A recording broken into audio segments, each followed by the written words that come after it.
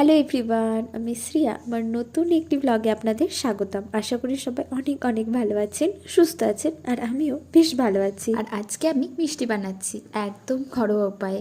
আর দেখলাম মিষ্টি বানাতে যা যা দরকার তা সবই আমার ঘরেই রয়েছে। তো চলুন মিষ্টি বানানোটা শুরু করা যাক। মিষ্টি বানাতে বানাতে না হয় এদের সঙ্গে গল্প হবে। প্রথমে আমি হাই ফ্লেমে দুধটাকে ভালো করে ফুটিয়ে নিলাম, তারপরে লো ফ্লেমে দিয়ে আমুল দুধ বেশি করে দিয়ে তারপরে চিনি দিয়ে ভালো করে মিশিয়ে নিলাম। অন্য একটা বাটিতে আমি একটু কর্নফ্লাওয়ার ঢেলে নিয়ে, না গরম না খুব বেশি ঠান্ডা, একদম নর্মাল জল দিয়ে ভালো করে কর্নফ্লাওয়ারটা মিশিয়ে নিই। কর্নফ্লাওয়ারের মিশ্রণটা দুধে দিয়ে দেওয়ার পরে লো ফ্লেমে থাকলেও খুব বেশি ফোটাতে হতো না, কিন্তু আমি বুঝতে না পেরে একটু বেশি ফুটিয়ে ফেলেছিলাম, যেহেতু প্রথমবার। আর একটু ভয়ও ছিল যে আমি পারবো তো আদৌ। আমার আবার খুব বেশি মিষ্টি ভালো লাগে না, আমি একটু কম করে চিনি দিয়েছিলাম, চাইলে আপনারা একটু বেশি করে দিতে পারেন। আর কাজু কিশমিশও দেওয়া যেতেই পারে।